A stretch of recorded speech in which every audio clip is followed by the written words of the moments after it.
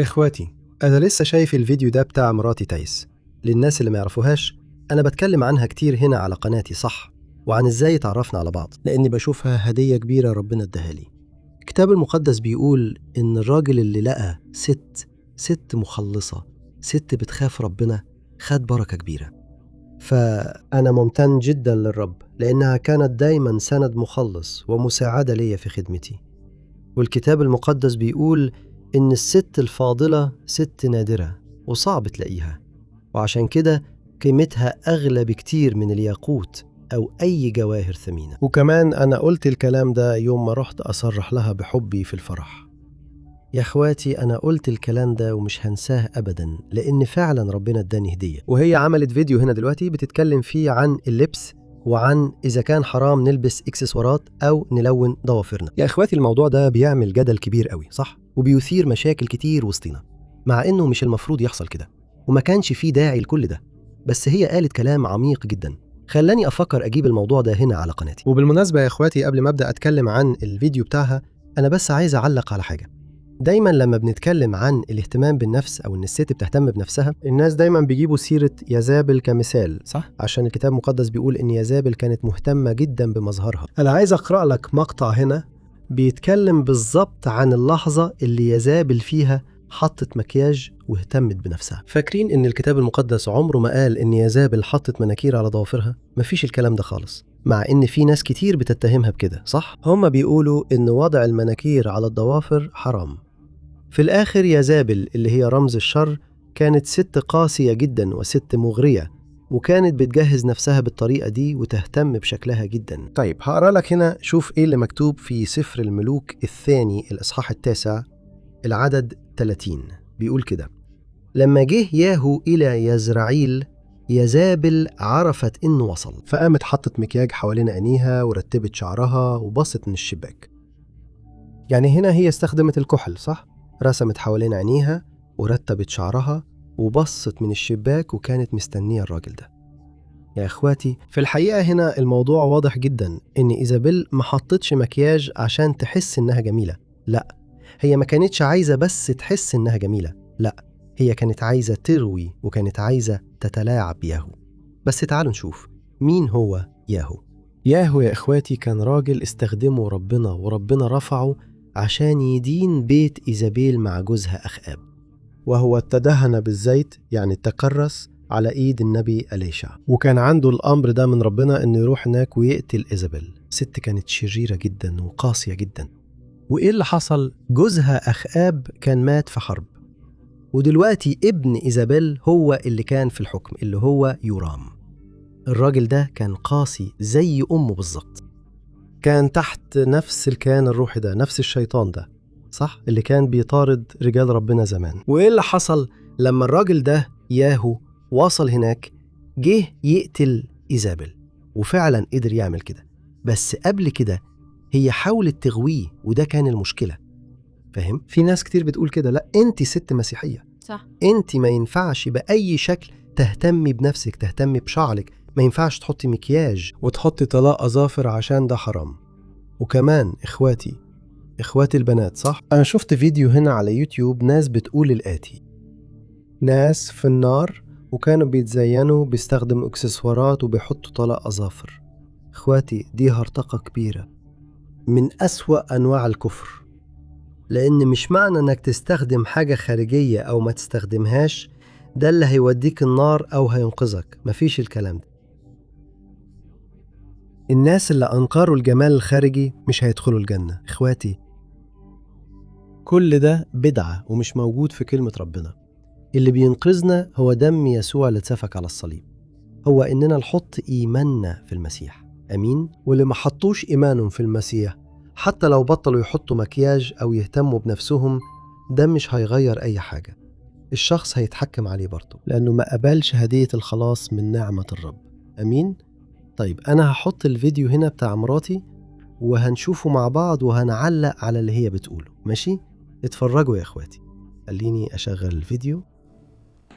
أهلا يا جماعة، إزيكم؟ أنا تايس ريس، وأنا هنا مرة تانية عشان أشارككم بكلمة من ربنا لقلبكم. النهاردة عايزة أتكلم عن موضوع بيسبب حيرة كبيرة عند الستات. هل حرام ألبس إكسسوارات أو أستخدم مكياج أو طلاق أظافر؟ ربنا بيقول إيه عن الحاجات دي؟ النهاردة عايزة أدرس معاكم الموضوع ده اللي بيسبب حيرة كبيرة عند الستات المسيحيات، بس هنتعلم حسب الكتاب المقدس إيه اللي ربنا بيعلمه. فخليكي معايا في الفيديو ده للآخر لأني عايزة أدرس معاكي. طيب، في البداية عايزة أوضح لكم هنا في الكتاب المقدس ربنا ما قالش بشكل مباشر إنه ممنوع نستخدم الأنواع دي من الإكسسوارات، لكن استخدم 2 من الرسل، الرسول بطرس والرسول بولس، علشان ينصحوا الستات في الوقت ده. كان وقت الستات فيه جايين من ثقافة يونانية، وكانوا بيتزينوا بالمجوهرات والسلاسل، وده كان وسيلة ليهم عشان يظهروا بشكل مغري ويتفاخروا ويحسوا بالقوة. فالحاجات دي كانت بتضايق ربنا، فعشان كده الروح القدس استخدم الرسل دول علشان يعلموا الستات دي الطريقة الصح في اللبس، وإنهم لازم يغيروا من جواهم الأول قبل ما يغيروا من بره، وإنهم لازم يلبسوا بتواضع وباحترام وباحتشام. وعشان كده كان لازم يجيبوا التعليم ده. وأنا عايزة أقرأ معاكي المقاطع دي، أنا كتبتهم هنا علشان نقدر نقراهم مع بعض، لأن في كذا مقطع. أول واحد في رسالة بطرس الأولى 3:4. الرسول بطرس هو اللي قال: ما تشغلوش نفسكم بالجمال الخارجي اللي بيعتمد على الحلي أو اللبس الحلو أو تسريحات الشعر المبالغ فيها. المقطع الثاني اللي عايزة أقرأه موجود في رسالة تيموثاوس الأولى 2:9. أنا عايزة الستات يلبسوا بتواضع، ولازم يختاروا لبس محترم ومناسب، وما يبالغوش في تسريحات الشعر، ولا يلبسوا ذهب أو لؤلؤ أو هدوم غالية. فالمقطعين دول اتقالوا في الوقت ده علشان يعلموا الستات اللي كانوا بيعتنقوا المسيحية ازاي يكون عندهم تغيير حقيقي، تغيير يطلع من جواهم لبره، وكمان ازاي المفروض يلبسوا، لانهم كانوا جايين من زمن كان عادي يلبسوا بالطريقة دي، بس ده كان بيضايق ربنا. فلو جينا نشوف ده في ثقافتنا النهاردة، هنلاقي ان استخدام الاكسسوارات دي سواء حلق او سلسلة او اسوارة او ميك اب او مناكير ده مش خطية، بس ده ممكن يبقى عبء على حسب انت بتستخدميه ازاي، ولو كانت نيتك مش صح، لان ربنا دايما بيهتم اكتر باللي جوه قلبنا. مع اخواتنا هقف هنا شوية يا اخواتي عشان الفيديو النهاردة ليكم اكتر، مع ان الرجالة كمان محتاجين يسمعوا الكلام ده حتى عشان يعرفوا ينصحوا. ساعات الزوجة مش بتبقى عارفة تنصح ازاي.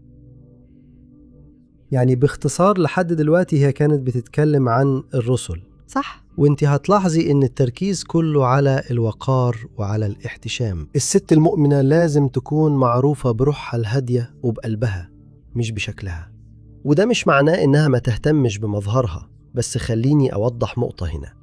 في زمن يسوع رجال الدين، الناس اللي كان شكلهم متدين كانوا بيضايقوا من التلاميذ. ليه؟ تلاميذ يسوع كتير كانوا بياكلوا من غير ما يغسلوا ايديهم، ما كانوش بيلبسوا هدوم مناسبة، وكمان كتير ما كانوش بيصوموا قدام الناس عشان كل يشوفوا.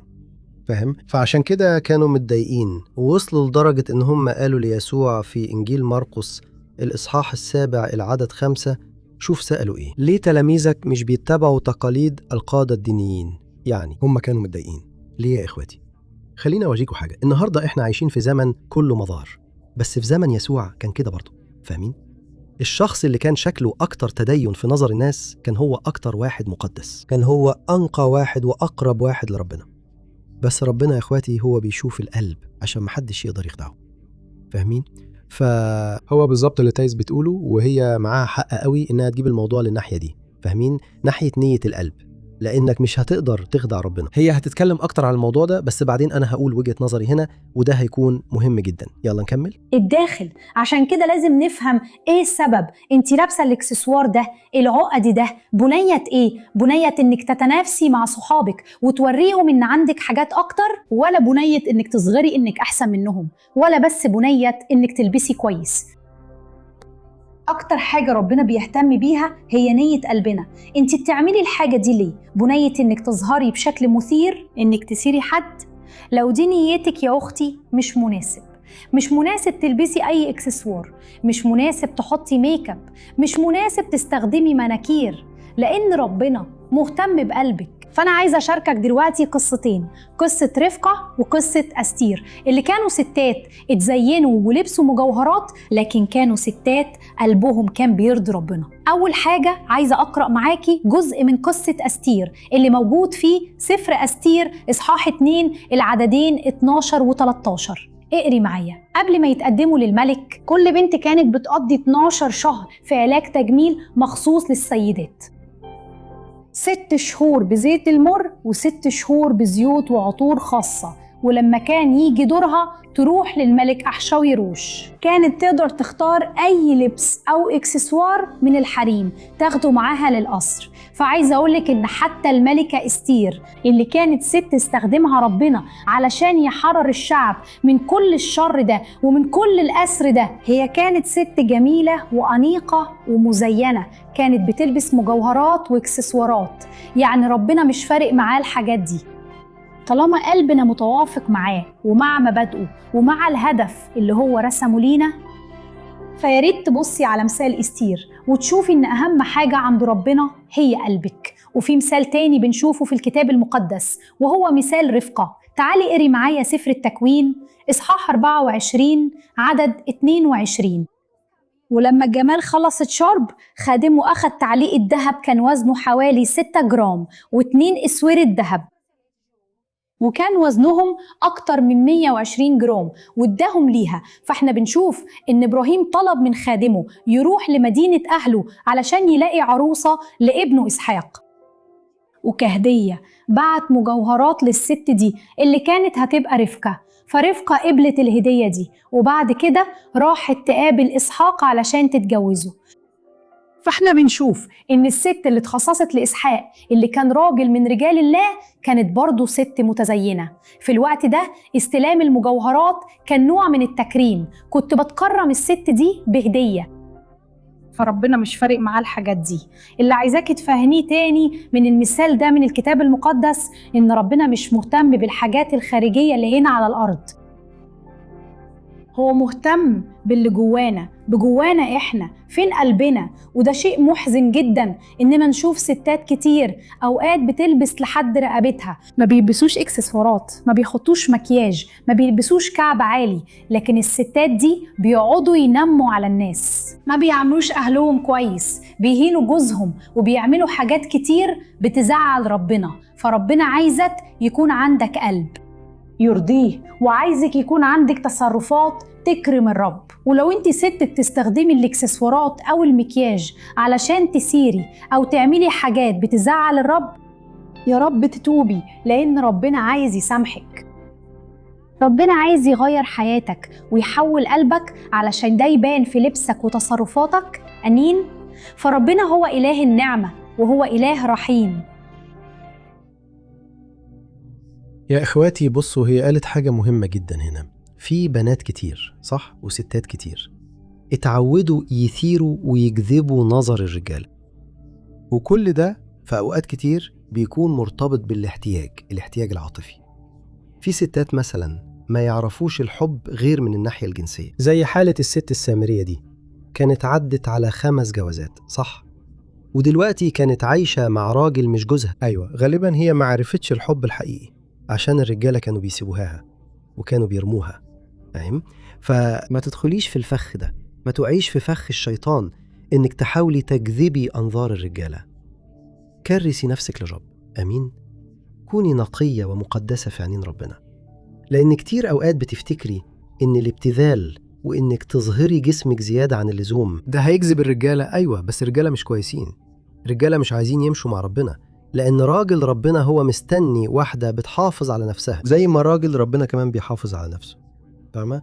حتى لو فكرتي قلتي مفيش رجالة بتوع ربنا اليومين دول، في طبعا، زي ما في ستات بتوع ربنا كمان. فلازم تحافظ على نفسك ولازم تروح الأماكن الصح. فأنا لقيت الكلام اللي قالته تايس مهم جدا، لأن من ناحية تانية في ستات بيفكروا كده، أنا ما بعملش حاجة، أنا لا بحط ولا حتى بلون ضوافري ولا بقص شعري، وبعدين تلاقيها شكلها مش مرتب، صح، شكلها وحش ومهملة، لا بتحط برفان ولا بتهتم بنفسها، كده أكيد مش هتلاقي حد خالص. صح.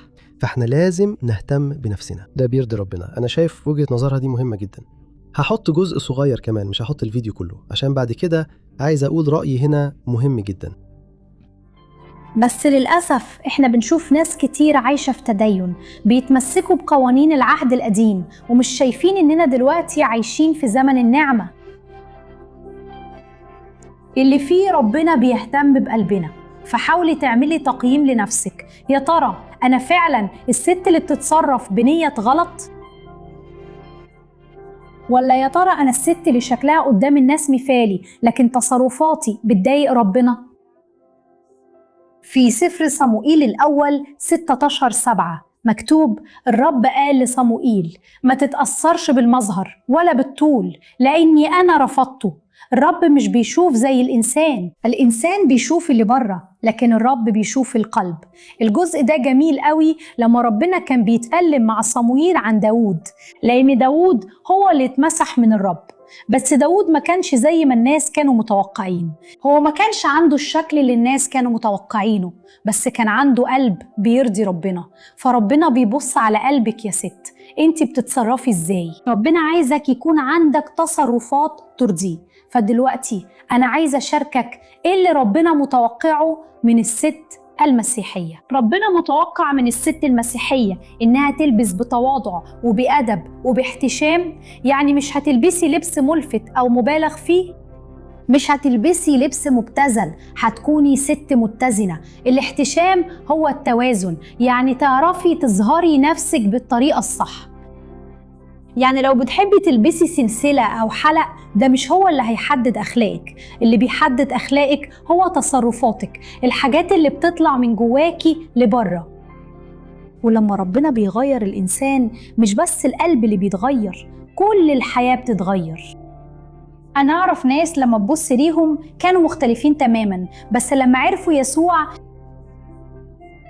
اتغيروا تماما. لأن الست اللي ربنا بيغيرها ما بتبقاش زي الأول، تصرفاتها هتبدأ تبقى مختلفة، لأن ربنا بيغير القلب الأول وبعدين التغيير بيبان بره. جوزي مش عارفة إذا كنتوا تعرفوا قصته، لما اتغير وبقى مؤمن كان بيروح الكنيسة بس كان لسه عنده صعوبة يسيب حاجات من الماضي، فكان بيروح بالحلق وضوافره سودة وشعره أحمر وكاب، وهو عمل صلاة صادقة لربنا. قال بص، لو الناس بدأوا ينتقدوني ويطلبوا مني أشيل الحاجات دي أنا مش هروح الكنيسة تاني. وبفضل ربنا محدش انتقده ومحدش شاور عليه تاني. فاللي عايزة أقوله لكم عن الموضوع ده إن كتير قوي بنكون قضاة وبنحكم على الناس بسرعة. احنا لحظة بس هنا، وفعلا كان كده بالظبط. عارفين؟ لأني كنت عامل ضوافري سودة وطويلة قوي، صح؟ كنت روكر ومخلوط بهايبي. أنا حكيت شهادتي هنا كذا مرة قبل كده، فشكلي ما كانش يبين إني فعلا اتولدت من جديد أو إني تبت. بس يا إخواتي، ربنا كان خلاص في حياتي. أيوة، الروح القدس كان دخل جوايا، فاهمين؟ بس التغييرات دي كانت هتيجي مع الوقت، وأنا فعلا عملت الصلاة دي. لو حد من الكنيسة قال لي أشيل كل ده، عمري ما هدخل الكنيسة دي تاني. وأظن ربنا قفل بق كل الناس، لأن في ناس كتير كانت عايزة تتكلم وما تكلمتش. كنت بروح بالكاب كده، ما كنتش بسيب حد يشوف، فاهمين؟ عينيا، لأني كنت بموت من الخجل برضه. كل حاجة كانت جديدة عليا، فاهمين؟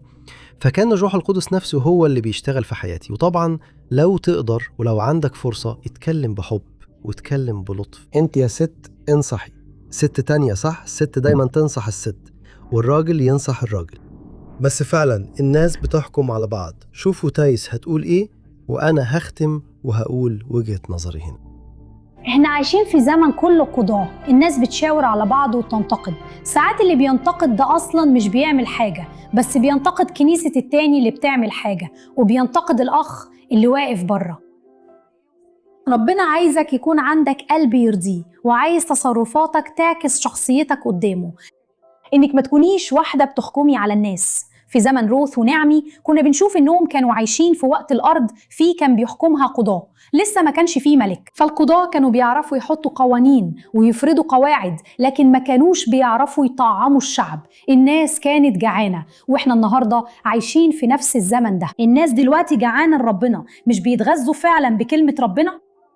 عشان احنا عايشين في زمن القضاء، الناس بتحكم وبتتهم بدل ما يدخلوا اوضتهم ويصلوا ويركعوا ويدوروا على ربنا. فلما تشوف حد في الكنيسة، اوقات الشخص ده بيكون لابس لبس ضيق قوي، اوقات الشخص ده مش عايش بالطريقة اللي ترضي ربنا. بدل ما تنتقدي او تتكلمي عليه مع الناس او تشاوري عليه، ادخلي اوضتك وصلي للاخت دي علشان ربنا يغير حياتها. علشان تتغير من جواها لبراها لازم نبطل نشاور على الناس ونلومهم.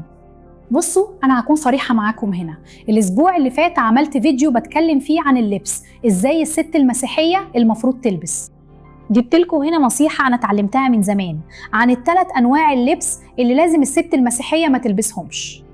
وكنت لابسة عقد لولي صغير اللي عندي من زمان، كان هدية، حاجة غالية عليا وبحبها. وكنت لابسة الإكسسوار ده، والناس حكموا عليا قالوا إني لابسة عقد من أصداف البحر، مع إنه مش أصداف. الشخص بيحكم من اللي بيشوفه، يفتكر إنه كده، بس هو مش زي ما شايفين. الناس بدأوا يقولوا إني بتزين، فربنا حسسني إني أعمل الفيديو ده ليكم عشان أوضح إن اللي يهمه أكتر هو قلبك وتصرفاتك. المجد لله يا إخواتي. أنا شايف إن فيديو تايس كان مفيد جدا، وعايز أقول لكم حاجة. المظهر الخارجي أيوة هو مهم فعلا، أنا مش بنكر ده. الشخص اللي فعلا مع ربنا هيلبس بالطريقة دي، ونفس الكلام على الموسيقى اللي هيسمعها، كل حاجة هتتأثر. فاهمين؟ بس زي ما تايس قالت، إحنا ما ينفعش نحكم على حد. ساعات الشخص بيكون لسه في مرحلة التغيير. ممكن تنصح فعلا وبمحبة، ممكن تدعي للشخص ده، بس أيوة ساعات الشخص حتى مش واخد باله إن الحاجة دي غلط. فاهمين؟ أنا مثلا لما أمنت بعد حوالي 6 شهور، بعد سنة كنت لسه بلبس كده، كنت لسه بمشي من غير تي شيرت في الشارع، لأني كنت متعود ساعات كنت بخرج من المدرسة انت رايح ألعب كورة، كنت بقلع التي شيرت. وفي يوم أخ من الكنيسة كلمني قال لي جونينيو، مش كويس يا صاحبي تمشي بالطريقة دي، انت دلوقتي مسيحي. فده غير طريقة تفكيري، بس أنا كنت شايف إن ده عادي، فاهم؟ ما كنت شايف فيها حاجة وحشة. بس خليني أقول لك حاجة، أسوأ حاجة موجودة هي إن الشخص يعيش بس بالمظاهر لكن قلبه بعيد عن ربنا. وفي زمن الرسول بولس زي ما قلت لكم كان في ناس كتير كان عندهم فكرة الروحانية مرتبطة بمين اللي شكله أكتر روحاني.